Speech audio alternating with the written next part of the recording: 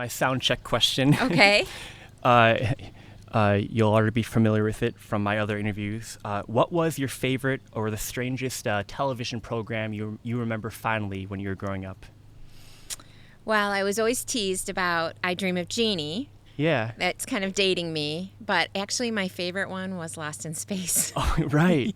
And you look at it now compared to what they can do with Star Wars and Right. other, sci-fi movies, and it's just so basic, but it Right. just is endearing. And it was looking to the future that we're now in. Right, exactly. You were prepared even then. Viewer's note, Lost in Space will not be presented today so that we may bring you the following special program. One day I hope to make like a compilation of all these, all these different. Okay. Who knows? Jean Zott is a nice, sincere woman made out of Bessemer steel, sweet and mild around a child and firm and resolute around a suit. She is committed to service and advocacy now in politics, just as she has been throughout her private life. Currently, she is running for Michigan House District 59, inspiring us all with her valiant campaign. I am honored to sit with this gracious, virtuous woman, whom I hope you will be inspired to support from your bank account, the voting booth, and your prayer closet. If you're watching this on your phone in your hand, refrain from clapping or else your phone will fly. But for the rest of you, please, at home, give a warm welcome to Jean Zott. Oh, thank you. Good to so see you. Sweet. Yes, Thank yes. you. You are a retired CPA looking to bring your financial expertise to the political landscape, as your campaign website states. You are a corporate controller for Michigan's largest retail produce company, as well as a small business owner. I worked for a small business in Detroit's Eastern Market, specializing in international wholesale produce. So, as you know as well, given your background, in produce, everything has its season. Also, as a fellow Christian, the Bible says, Ecclesiastes 3:1, for everything there is a season and a time for every matter under heaven. Because there is a season for every matter under heaven, what season do we find ourselves in today? Oh, well, it's obviously a very unsure season because Right. we have 3 wars going on across the world. Right. And our political views are very divided. But I think at the core, most Americans have the same values when it comes to family and how we want our communities to be. We just have different ideas on how to get there. So Right. Just got to find that middle ground that works. Yes. A question I love to ask of everyone, I like to open up with, I believe this reveals the most about a person in the least amount of time. Is mankind inherently good? I think, yes. I think everybody is born good. Obviously, a lot depends on what happens during your lifetime and what decisions you make. I've made a lot of mistakes in my life. I've done a lot of things that I'm, not proud of. I feel like through reconciliation and forgiveness, that is the path. Amen. It's a path. Amen. I and my family and as well as some other families I know, there's been, we have strife, and the silent treatment's become the modern day thing to do. A lot of young adults are doing this with their parents. There's actually an epidemic of it. When I had a strife with a family member, it went on for a couple years, but that weight never went away, even though I thought I was right. Right. And at one point, I approached this family member and I said, I want to tell you I'm sorry for what happened and some of the things I said. And I can tell you from that moment on, it was like a huge weight was lifted off my shoulders, and I felt free and reconciled with this person. And they did not have to do the reciprocal to me. Wow. It was me taking the sword out of my stomach, that two-way sword that only hurts yourself and hurts the other person. Wow. So if I could tell anybody out there about mankind and about being inherently good, you have to learn forgiveness. You have to learn it, and you have to practice it. So holding grudges, it's that two-way sword. And blessed are the peacemakers, but what a wonderful perspective and attitude to bring into politics in these, as you acknowledged before, divisive times, to be that bridge builder we need more people like you. Well, and I'm sharing that with you because a family member shared it with me. They were having their own difficulties in their family, and they did the same thing. They approached the person that they were having a difficulty with and apologized and made things right. And, pointing fingers and trying to bring up old stuff doesn't work. Forgiveness works. Right. Yeah. Well,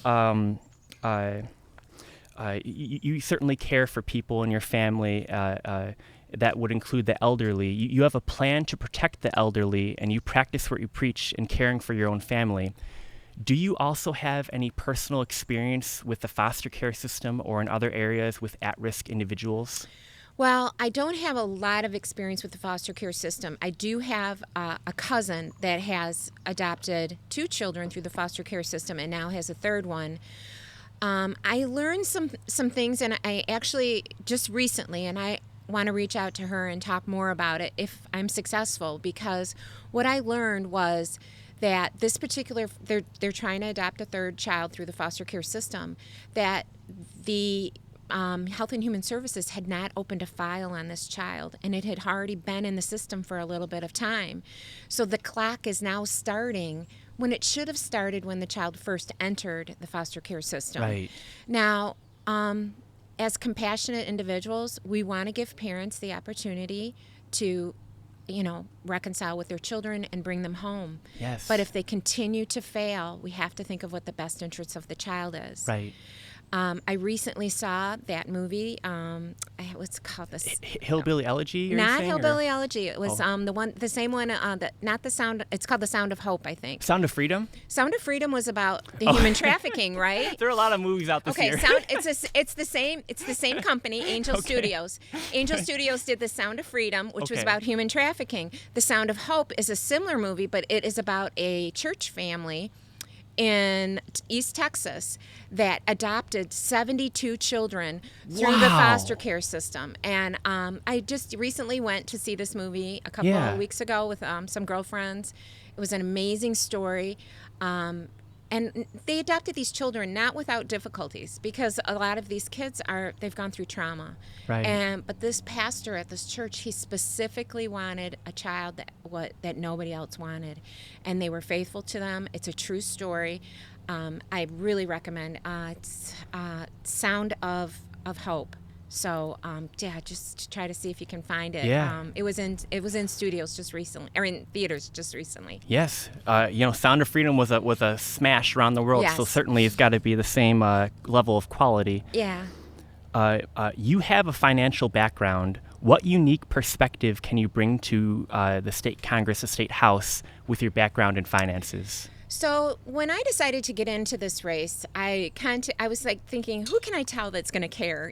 My family and friends, of course, were all excited for me. Some thought I was crazy, but they were still supportive. So I contacted my alma mater, Central Michigan University, their alumni, and they just said, that's really nice. And then I contacted the Michigan Association of CPAs, because I've been a member for, over 30 years, I think 35 years. And I didn't get an email right away, but after a couple of weeks, I got an email saying, we would really like you to come into our office and meet with you. Wow. So I didn't know what this was going to be, but I went to Troy, and I got there, and there were like 4 or 5 people in this room. I was like, oh, wow. And Bob Doyle, who is the president of the Michigan Association of CPAs, and we talked for an hour. Wow. Mostly I talked for an hour, because as you can see, I can talk a lot. When I got finished speaking, they all had smiles on their face, and they said, you're perfect. And they're nonpartisan, and they said there are no CPAs in the House or the Senate. In all of Michigan? In all of Michigan. And there is another candidate running right now. It was just recently featured in their magazine, and it was nonpartisan. It wasn't a campaign thing. It just said CPAs that are on the ballot this year. And there was me and another man, and then there's somebody that was running for a local office. So they really, they are advocating. They advocate to our legislatures to try to get things reconciled when it comes to tax policy, budgets, corporate policy. So they have been very supportive of me. They're not technically helping me, but they have, kind of guided me in some ways, and I'm hoping that I can work with them in the future. I did go to Lansing through a Michigan Association of CPA event, which was called Meet the Legislatures. I was really shocked at how little our legislatures know about corporate policy, property taxes, income taxes, and also the poor service that we get at our Treasury Department. And I don't want to blame the Treasury employees. I want to blame the legislature. If we were to get a Yelp rating for how taxpayers are treated when they call the state of Michigan, I'd say it's a 1-star. I agree. So, yeah. Well, who better than someone who knows inside and out the tax system to address its strengths and weaknesses? We are currently in a period of stagflation where our money is worth less while we make less and things cost more. Should taxes be raised or lowered, and for who in order to fix the economy? So I have a couple opinions on that. One, our population is not growing here in Michigan. Part of it, there's multiple reasons, but seniors, a lot of them, they are taking off to tax-free states. Right. State tax-free states like Florida, Tennessee, Texas. As an accountant, I do about 250 returns a year. They're not all Michigan returns. Interesting. We have to have a policy that encourages seniors to stay. They've been paying taxes for a long time, but our legislature passed a tax policy that benefits government pensions over the pension of a UAW worker, over a pension of a grocery store clerk, a small business owner. I asked a senator about that when I was in Lansing with the Michigan Association of CPAs, and she said to me, well, we had to start somewhere. That is the most ridiculous answer. Right. You start somewhere with the people, not with yourselves. Yes. So I do think we need to make some changes to the retirement income tax deduction. I'd like to see it maybe mirror something like Georgia, where they have a huge deduction for seniors over a certain age, regardless of where their income comes from. Because a lot of seniors, they don't have pensions. They might not even have 401ks or IRAs. They might just have savings. Right. So I think we need to have a comprehensive look at that. The other things that I look at when I look at tax policy, and people are probably saying, oh, how are we going to pay for that? Well, let me tell you, there's a lot of bloat in our budget. There's a lot of pork in our budget. Yes. We are taxing utilities. Now, when you don't have power, when you don't have heat, when you don't have water, how are those items, and in this day and age, different from food? Why are we charging sales tax on an essential thing for people? Brilliant. So I don't think those should be taxed. Also, certain medical, like prescription, certain things in the medical are not subject to sales tax. Right. But a lot of medical equipment it's subject to sales tax. So why are we taxing things that are considered essential? It's like that Beatles song, Tax Man. You know, he'll tax your feet, he'll tax the street, you know. The other issue I have is property taxes. So through my tax business, I started doing, when I started my tax, and my employer at Joe Randazzo's Fruit and Vegetable in Detroit, they always knew that I had this little side gig.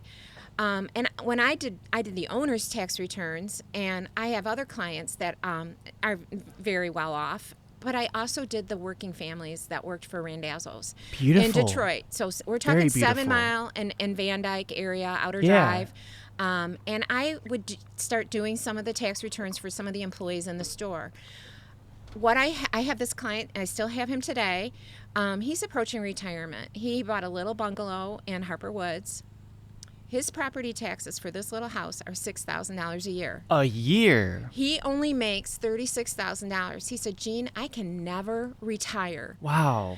A lot of it is because of these bond millages, and so we are taxing people out of our homes. And one of the things that has really gotten to me, and I can't believe the media has not been more vocal about this recently, is Governor Whitmer is, oh, we're going to have free community college now. We're going to have free community college. Look at your tax bill. Right. You have a millage on your property tax bill for community college. It is not free. The government does not have any money. Anything they give to somebody else, they took from somebody else. No free lunch. No free lunch. So community college is not free.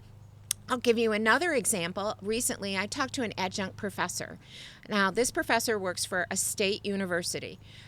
So that's a part-time professor. They do not have any benefits, but this person has a master's degree. Wow. Teaches a 1-credit class. It's an online class with 60 students. The tuition for this 1-credit class for the 60 students is $555 per student. Wow. She gets $100 a week, so $1,500 to teach this class for 15 weeks. Okay, that breaks down to each student's tuition is $25 for the professor. Now, where is and this is an online class, so where is the other $500+ going to? So that if we want to know what's wrong with our higher education system and what's wrong with high tuition and why we have the student loan crisis, we have to look at the cost of tuition and what is buried in there. The money for higher education is obviously not getting to the classroom, and I believe that is also true in K through 12. Right. I have a couple teachers in my family and a superintendent. Some of the things they're telling me, it's crazy what they have to deal with right now. Right. And the state and the legislatures, they have great ideas. Obviously, they have great. Let's do free lunches. Let's do all this other stuff. It's more burden on the school district. So we have these great ideas, but then we don't fund them properly. Right. Not everybody needs a free lunch. Not everybody needs a free breakfast. Food insecurity, I believe that should go back to Health and Human Services. We shouldn't put that on the school districts to manage. Have Health and Human Services step in and manage that. So, yeah, I have a lot of opinions about different spending, and That's I'm sure good. I'm going to get an eye-opener if I'm successful on what can be done and what can't be done. But I like to talk, as you can see. No, you have a lot of opinions. Yes, but on things universally people agree are issues, but you have specific solutions to go about to solve these issues. Right. That's what's important. That's what makes you different and better. And well, and I just want to tell you that I listen to this podcast, a Michigan podcast, and it comes out every Monday. And they had this woman, her name's Pamela Pugh. I think she is running for U.S. Congress right now, but she was in charge of one of the departments. We have 2 education departments now in the state of Michigan.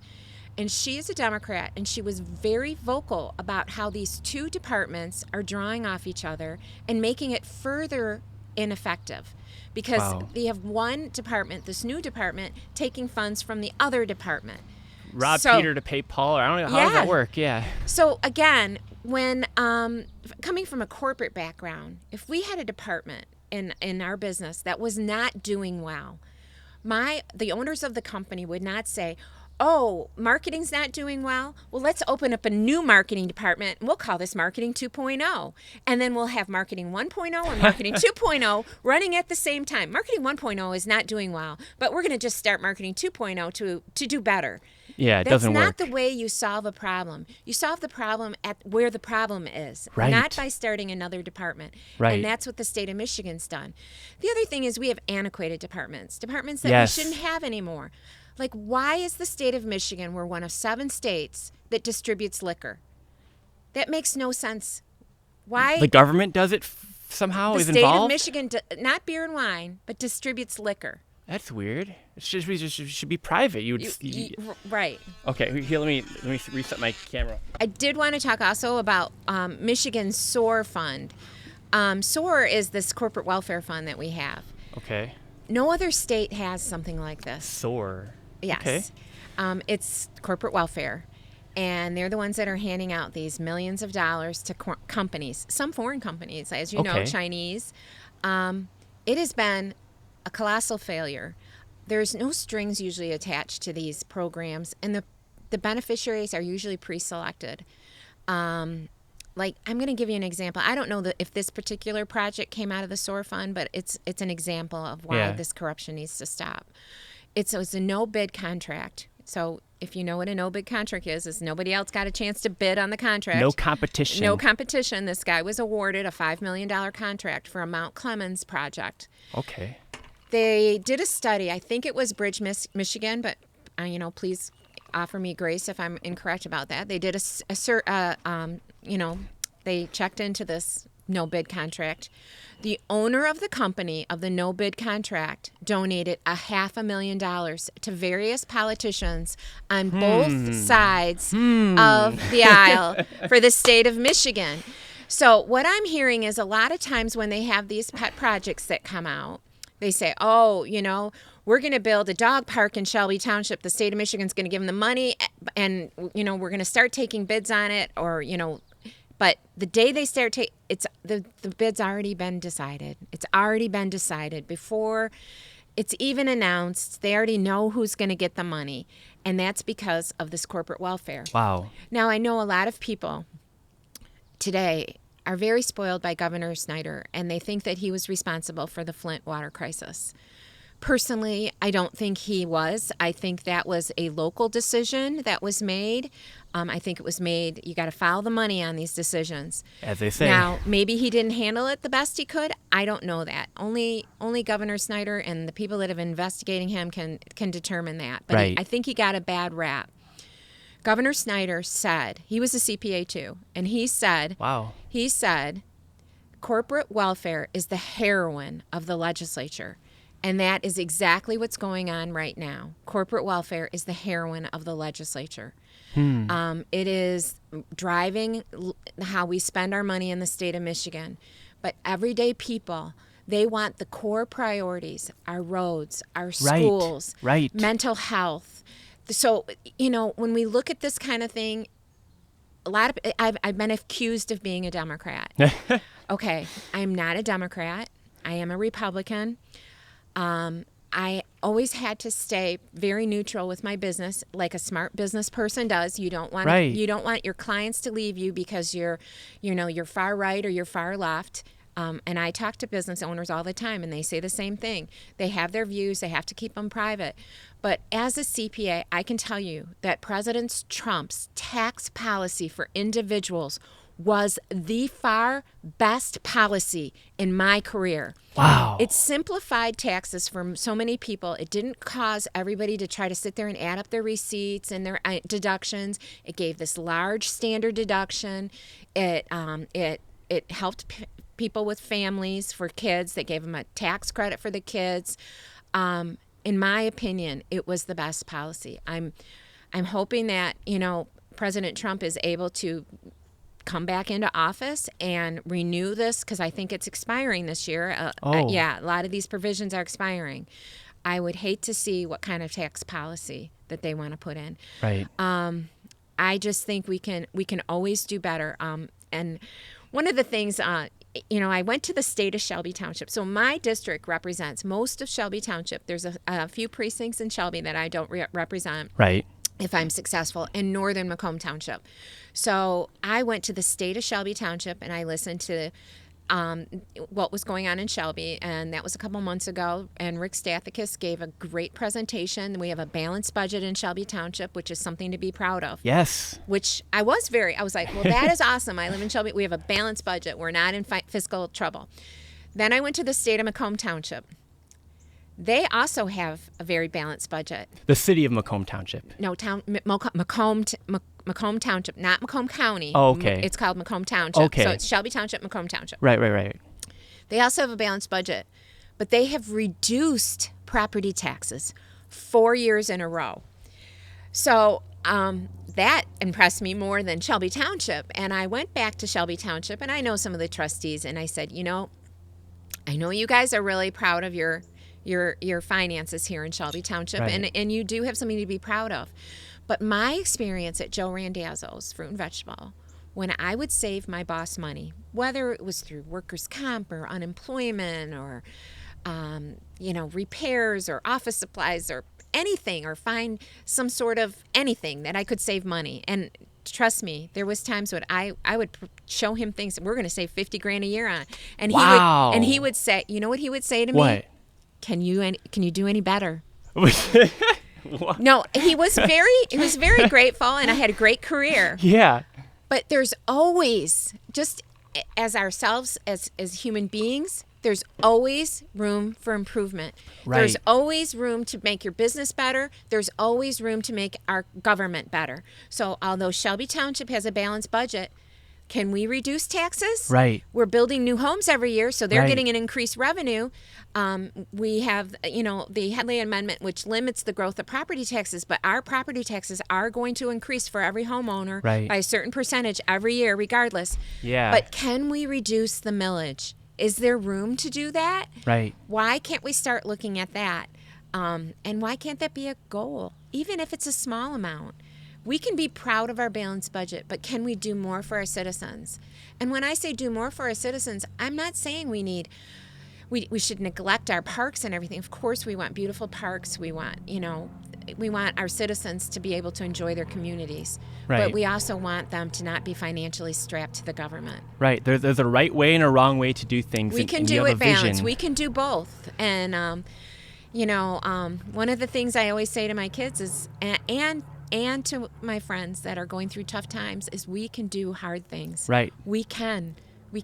Both and, without a vision, the people perish, and what a vision you have to resuscitate this state. Just a few more things. Abortion was the... talk about abortion? Okay. I don't know if you want to... Abortion... I'll talk about abortion. Okay. All right. Okay. Abortion was the leading cause of death in 2023, and certainly reproductive part mutilation surgeries is a leading precursor to suicide among the youth. Can this cruelty be stopped? How pro-life are you, and what parental rights and right-to-life policies would you try to enact when in office? So I am pro-life from conception to natural death. I do have a mother that has been in hospice for 4 years. Wow. And a lot of people says, oh, well, wouldn't assisted suicide be good? Well, I can tell you, I don't know why God has kept her alive for 4 years. She has advanced Alzheimer's. It's not a way to live. But I can tell you that it has grown my faith. And I've been able to share my experience with other people going through difficult times. So I can see God at work through this whole journey of Alzheimer's, hospice. My sister and I have never been closer than we are right now. So abortion has actually been settled in Michigan. We had that horrible proposal that was passed a couple years ago. That's been settled. As a legislature, what can I do? I can try to prevent, as long as if the Republicans win the House back, Yeah. I can work on preventing public funds being spent on abortion. And I can also fight for parental notification. That is something that the House of Representatives is trying to do right now. They're trying to push through this law that is going to not require parental notification for abortion. Right. I have a 32-year-old daughter.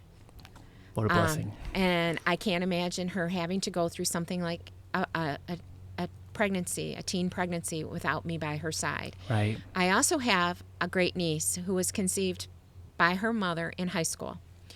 I can't imagine the world without her today. What a blessing. So this teen mother, she was a junior in high school when she got pregnant, and she gave birth to this beautiful baby girl, and she's just a blessing right now. And the mother is married now. She did not marry my nephew, but she's married, and she's living a full life. God bless her. And this little girl's living a full life, and she's well loved by her family and by her friends. Was that an easy thing for this young woman to go through? Absolutely not. Right. But with the support of her family, she was able to go through it. So I also have girlfriends that have had abortions. I know that. Oh, I'm sorry. I think my little thing turned off my camera. All right. Sorry about that. I just wanted to say I also know that I know some girlfriends that have had abortions.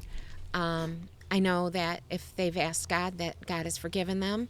But I also know that they think about the baby that they could have had, and they usually around the time that child's birthday would be. Wow. So abortion does not end at the abortion. Abortion carries through that woman's life. Also, the young man that maybe didn't want their girlfriend or wife to have an abortion, it carries with them too. So it is a complicated issue, and just saying, okay, we're going to give you an abortion and it's all fixed, that's not. Right. It's not. Jeremiah 1:5, before I formed you in the womb, I knew you, and before you were born, I consecrated you. I appointed you a prophet to the nations. And every time I read that verse, I think of my great niece. and why she's here. So. Right. That's beautiful. Just a couple more questions, and we'll end on the wisdom plugs and prayer. Okay. You're a bridge builder. By my estimation, the left turns invectives into invocations. They turn curses into prayers, while the right tries to profane the profane. We put out what must be put out. Where do you place your limiting principle to political compromise? Where do you draw the line on settling, conceding, and bargaining in politics? So that's pretty easy for me. Oh, wow. What's that? So it has to be right for my district. Oh. And it has to be right for Michigan. If it does not check those two boxes, then it's not right. Cut and dried. I love it. It's so when we look at when laws are going to be presented to me, if it's not right for my district or it's not right for Michigan, it's not right. That's beautiful. Yeah, so it's simple. Well, to that quote, Henry Ford, it is not the employer who pays the wages. Employers only handle the money. It is the customer who pays the wages, and you certainly will treat your constituency like the ones who are rightfully so put you in the office and keep you in the office. It's beautiful. All right, so God made man stewards of all creation. Being that Michigan is part of God's creation, rumor has it that we're set to properly manage it. How will you fulfill the obligation to keep safe our unique Great Lakes surrounded environment? Wow. I have been all over these Great Lakes. Last summer, my husband and I went to the UP. It is God's creation. It is beautiful. We definitely need to protect our water. Yes. We need to. Yes. When we're coming to environmental issues, though, we want to protect our parks. My daughter is a national park ranger. Wow. My husband and I and family have enjoyed God's greatest beauty of our national parks here in the U.S., and we've seen God's beauty across the world. So I understand the importance of protecting, nature and our Great Lakes. We have to do it with a balance, though. We cannot do it at the expense of the poor. We cannot, and that's what we're doing with our energy policy right now. Wow. Yeah. We cannot sacrifice the poor for in the name of climate change. Right. We need a comprehensive energy plan, and we need affordable energy. Yes. I serve the poor and disadvantaged in Detroit twice a month for the last 6 years. My husband and I have been going down there with the assistance of people of Shelby Township who give me items to bring down there. Beautiful. We have a group called Buy Nothing in Shelby Township, and people know on that site this week somebody gave me a suitcase to take down there. So every 2 weeks, twice a month, my husband and I go down, we feed the homeless. When I'm down there, they are not interested in electric cars. They are not. They are not interested in, what's going on. They're interested in where they're getting their next meal from. Right. So they care about the environment. They care about keeping our lakes beautiful. Wow. I talk to men down there. They like to fish. Of course. So we don't want pollution. We don't want our earth to, suffer from, some of the sins of the past. And industrial dumping or whatever, industrial what have dumping. you. We have gotten better. We have Good. gotten better. Very good. I have a Ford car that, when you're at a stoplight, it turns off. It gets great gas mileage. Technology, where it's going. Yeah, it does. And I have nothing against electric vehicles at all. But when our government is pouring billions of dollars to try to push this agenda, those are dollars that could be used elsewhere. Right. Those are dollars that we've got bigger problems than trying to push that agenda. Well, I consider you a virtuous woman. Proverbs 31, the virtuous woman chapter begins with, I forget the woman, the queen mother talking to King Lemuel, giving good advice. They say wine, women, and song, and she's like, don't give your strengths to women nor to wine, but she says that in context of so that you can better help out the poor and the afflicted, so you can better focus on what really matters. That is what a good king, a good ruler does, and you already have put that in place in your own private life, helping out the needy, just on your own. You're going to bring that into office. It's beautiful. Final question, then we'll do wisdom plugs and prayer, just to close off on a high note. this is Macomb County. Yes, this is Macomb County. Shelby Township, I'm going Macomb all County. over the place. Yes. What makes Macomb County so special? What makes Michigan so special? And what makes America so special? Might be the same thing for all three. Well, Macomb County is special because it's very diverse. You have, we have waterways right here in Macomb County. I mean, you can drive an hour and you can be right on, the Great Lakes. In Detroit, we have fabulous arts and entertainment in Detroit, and we have the best sports teams in the world. And Michigan fans are diehard fans, whether their teams are good or bad. The only time we're divided is when Michigan plays Michigan State. Yes, Macomb County is a great place to live. We've made our home here. We've raised our kids here. Michigan. Dan and I, we owned a home in northern Michigan. We weren't on Torch Lake. We were right off Torch Lake. The chain of lakes up there is just gorgeous. It's beautiful. It's beautiful. And we spent so many summers up there, and it was a gift. My sister has a place in Northport, Michigan, and it's absolutely beautiful up there. And I, as a college student, I worked on Mackinac City. Beautiful. So I have Idyllic. been around this great state, and I love Michigan. I love Michigan, and my family's here. Yeah. Most of our family, my kids don't live here right now, but they come home to visit. Especially my son comes home a lot, and when he comes home, it's always fun. My daughter, now that she's moved home from overseas, from Costa Rica, I think we'll see her more now too. But we love Michigan. We love Michigan, and we love this country. Yes. I'm an Army brat, and I'm proud of my dad's service, and I was saved by a veteran. I had emergency heart surgery. Man. Yeah, by a military doctor. So we'll have to talk about that next time. Or yes. I'm sure you've talked about it in another interview. Yep, but you are a walking miracle. Yes, I'm so grateful to be here. I'm grateful. I'm grateful every morning when I wake up. I'm just grateful for a new day and a new opportunity to serve. You have the joy of the Lord. Now, Yeah. to close off, leave the folks at home with a piece of wisdom. Then let us know where to find you, how to support you. And then finally, if you would, close us off with a word of prayer, being a fellow Christian. So I always tell everybody we can do hard things. If you're going through something difficult, we can do hard things, and we just have to remember that. And when I say we, I mean we have to lean on each other. We can do hard things together, and you can do hard things on your own, and through prayer and through the help of God. And then a little piece of advice when you're really having a tough time: something funny or something good happens every day. You could be at your very lowest in the world, and maybe you're going to see a hummingbird, Right. or maybe the dog farts. Something Right. good or something funny happens every day. And so when you're at your worst, try to look for that to bring you up. My campaign on JeanZottForMichigan.com. I also have a Facebook page. That's the most active because I'm not technical with web, so it's difficult for me. I have to tell somebody else and pay somebody else to update my website all the time. So Right. I do post a lot of my activity on my public Facebook, Jean Zott for Michigan. You don't have to be on Facebook to look at it. You can just look at, not even sign in. You can just go see pictures and things I've been doing. You can see the local charities that I've been supporting, and just learn more about me through that. I know it's difficult to learn how to trust a politician that you don't know, a candidate. Right. Trust is earned over time. I've been working the last year to try to earn the trust of the voters in Shelby Township in northern Macomb.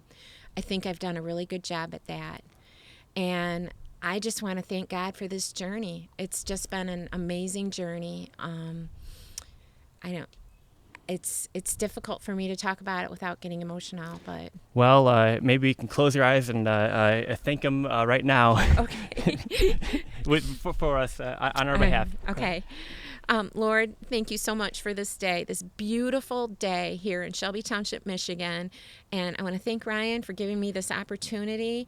And I want to thank everybody that's listening right now for giving me your time, which is your most precious, precious thing that you have is your time here on earth.